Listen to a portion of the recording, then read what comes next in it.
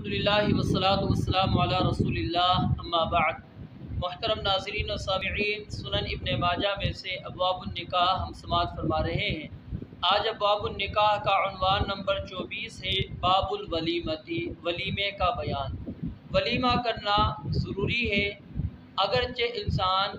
انتہائی چھوٹا مختصر ہی ولیمہ کرے، لیکن ولیمے کی نبی علیہ السلام نے بہت زیادہ ترغیب اور حکم دیا ہے آپ علیہ السلام نے کہ ولیمہ کرو، اگرچہ معمولی ہی چیز کیوں نہ ہو۔ اور اسی طرح یاد رکھیں، ولیمے کے اندر کھانا پکانا ضروری نہیں ہے، باقی کوئی بھی چیز یعنی کہ جو بطور غذا ہمارے ہاں استعمال ہوتی ہے، یعنی یوں سمجھ لیں کہ ریفریشمنٹ کے طور پر بھی آپ کوئی چیز پیش کر سکتے ہیں اور اس کو ولیمے کا نام آپ دے سکتے ہیں، اس میں کوئی حرج نہیں ہے۔ حدیث نمبر 1907 سیدنا انس بن مالک رضی اللہ تعالیٰ عنہ سے روایت ہے کہ نبی علیہ السلام نے سیدنا عبد الرحمن بن عوف رضی اللہ تعالیٰ عنہ کے لباس پر زردی کا نشان دیکھا، کیونکہ عورتوں کو ایسی خوشبو استعمال کرنی چاہیے کہ جس کے اندر رنگ ہو لیکن خوشبو ظاہر نہ ہو، اور مردوں کو ایسی خوشبو استعمال کرنی چاہیے کہ جس کے اندر رنگت نہ ہو بلکہ خوشبو اس کے اندر ظاہر ہو۔ تو اللہ کے نبی علیہ السلام نے عبد الرحمن بن عوف رضی اللہ تعالیٰ عنہ کے لباس پر جب زردی کا نشان دیکھا تو فرمایا یہ کیا ہے؟ اب یہاں پر دیکھیے، نبی علیہ السلام نے فوراً ڈانٹ ڈپٹ کرنا شروع نہیں کر دی، بلکہ آپ علیہ السلام نے پوچھا کہ آخر وجہ کیا ہے کہ تم نے یہ رنگدار خوشبو کیوں استعمال کی ہے، وجہ کیا ہے؟ تو نبی علیہ السلام نے ڈانٹا نہیں، بلکہ آپ علیہ السلام نے پوچھا کیوں، کہ اگر کوئی عذر ہے، کوئی بات ہے تو وہ پیش کر دیں گے۔ تو انہوں نے کہا کہ اللہ کے نبی علیہ السلام، میں نے ایک گٹھلی بھر سونے حق مہر پر ایک خاتون سے نکاح کر لیا۔ یہ ایک گٹھلی سے مراد کھجور کی گٹھلی ہے، اور یہ اس دور کا معروف وزن تھا، جس کی مقدار تقریباً 5 درہم بنتی ہے، اور اگر ہم اس کو تولے کے اندر لے کر جائیں تو یہ 1.5 تولہ بنتا ہے،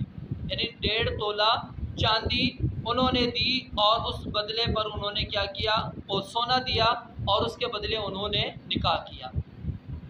تو نبی علیہ السلام نے فرمایا کہ بارک اللہ لک، اللہ تعالیٰ تمہیں برکتیں دیں، اولم ولو بشاتن، ولیمہ کرو چاہے ایک بکری ہی ہو۔ اب یہاں پر نبی علیہ السلام نے یعنی کیا حکم دیا کہ ولیمہ کرنا ہے، لیکن اپنی استطاعت کے مطابق کرنا ہے، ولیمے میں تکلف نہیں کرنا چاہیے، اپنی استطاعت سے زیادہ انسان قرض لے کر ولیمہ کرے، یہ درست بات نہیں ہے۔ تو جب ولیمے کے اندر اس طرح کی اجازت نہیں ہے تو باقی جو ہمارے ہاں رسوم و رواج ہوتی ہیں اس کے اندر ہم بے جا خرچ کرتے ہیں، تو اسلام اس کی ہمیں کہاں سے اجازت دے گا؟ تو اس لیے ولیمہ جو مسنون عمل ہے ہمیں اسی کی طرف توجہ دینی چاہیے، اور اپنی استطاعت کے مطابق ولیمہ دینا چاہیے۔ اور اسی طرح اگر کسی کے اندر کوئی خلاف شرع عمل دیکھیں تو فوراً اس کو ڈانٹ ڈپٹ نہیں کرنی چاہیے، بلکہ اس کو تنبیہ انداز سے کریں۔ ہو سکتا ہے کوئی اس کا عذر ہو جو وہ آپ کے سامنے پیش کر سکے کہ میں نے یہ کام کیوں کیا ہے۔ تو کسی کی غلطی پر فوراً سختی نہیں کرنی، بلکہ اس کو آہستگی سے پوچھنا ہے تاکہ وہ اپنا عذر پیش کر سکے۔ اور اسی طرح جو لوگ کہتے ہیں کہ جی شرعی حق مہر جی 32 روپے، ٹھیک ہے، یہ بات 32.5 روپے درست نہیں۔ اب یہاں پر دیکھیے کہ 1.5 تولہ سیدنا عبد الرحمن بن عوف رضی اللہ تعالیٰ نے اس دور کے اندر دیا، اور آج کے دور کے اندر ہم دیکھیں ہم کتنی رقم دیتے ہیں۔ تو اس لیے حق مہر عورت کا حق ہے، اور جس پر رضامندی ہو ہر ایک کو اپنی استطاعت اور طاقت کے مطابق ادا کرنا چاہیے۔ حدیث نمبر 1908 سیدنا انس بن مالک رضی اللہ تعالیٰ عنہ سے روایت ہے، انہوں نے فرمایا میں نے نہیں دیکھا کہ رسول اللہ صلی اللہ علیہ وسلم نے کسی زوجہ محترمہ سے نکاح کے موقع پر ایسا پرتکلف ولیمہ کیا ہو جیسا سیدہ زینب، یہاں زینب سے مراد زینب بنت جحش ہیں، جو کہ اللہ کے نبی علیہ السلام کی پھوپھی زاد بہن تھیں، اور ان کی والدہ کا نام امیمہ بنت عبد المطلب تھا۔ تو ان کا نکاح پہلے نبی علیہ السلام نے اپنے آزاد کردہ جو غلام تھے زید بن حارثہ ان سے کیا، لیکن نباہ نہ ہو سکا، طلاق ہو گئی، اور اس کے بعد عدت گزرنے کے بعد اللہ تعالیٰ نے خود ان کا نکاح کروا دیا وحی کے ذریعے سے۔ تو تو فرمایا کہ اس جیسا کہ سیدہ زینب بنت جحش رضی اللہ تعالیٰ عنہ سے نکاح کے موقع پر کیا، آپ علیہ السلام نے اس موقع پر ایک بکری ذبح فرمائی۔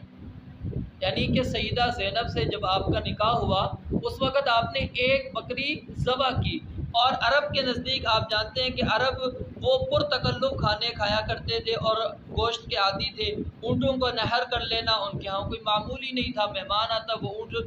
نہر کر لیتے، اس کی خدمت کے اندر پیش کر دیا کرتے تھے۔ لیکن اس کے باوجود اللہ کے نبی علیہ السلام نے کیا ہے، ایک بکری پر اکتفا کر کے ہمیں یہ بات سمجھا دی کہ ولیمے کے اندر بھی آپ نے تکلف سے کام نہیں لینا۔ حدیث نمبر 1909، سیدنا انس بن مالک رضی اللہ تعالیٰ عنہ سے روایت ہے کہ رسول اللہ صلی اللہ علیہ وسلم نے سیدہ صفیہ یہ یہود کے قبیلہ بنو نذیر کے جو سردار تھے حیی بن اخطب، ان کی بیٹی تھی، تو ان کا ولیمہ ستوؤں اور کھجوروں سے کیا۔ یعنی آپ علیہ السلام نے یہاں پر دیکھیں اب کھانا نہیں پکایا، ستو ہے اور کھجوریں موجود تھی، اس کے ساتھ آپ علیہ السلام نے سیدہ صفیہ رضی اللہ تعالیٰ عنہ کا ولیمہ کیا۔ تو ولیمے کے اندر یعنی پکا ہوا کھانا ہونا ضروری نہیں ہے، کوئی بھی چیز آپ کھانے کے طور پر دے سکتے ہیں۔ اور یہاں پر کیا تھا، سیدہ صفیہ جب گلونڈی بن کر آئی تو اللہ کے نبی علیہ السلام نے ان کو صحابہ کرام کے مشورے سے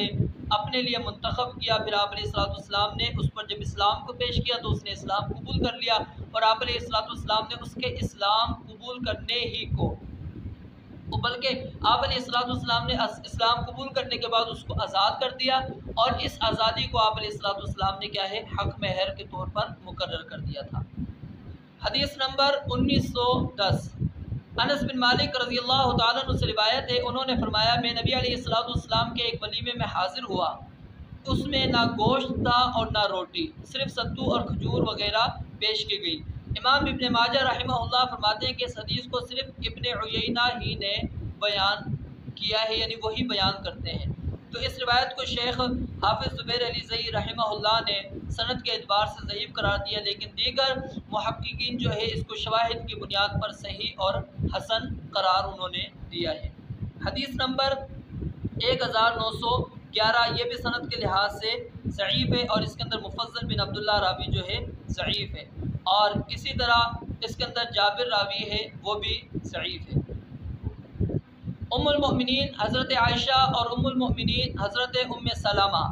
رضی اللہ تعالی عنہما سے روایت ہے، انہوں نے فرمایا نبی علیہ السلام نے ہمیں حکم دیا کہ حضرت فاطمہ رضی اللہ تعالی عنہ کو تیار کریں تاکہ انہیں حضرت علی رضی اللہ تعالی عنہ کے ہاں رخصت کریں۔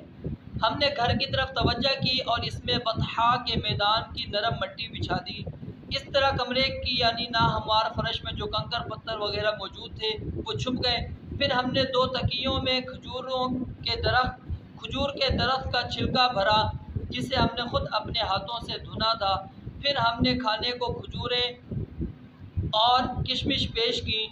اور پینے کو میٹھا پانی پیش کیا، اور ہم نے ایک لکڑی لے کر کمرے کے ایک کونے میں لگا دی تاکہ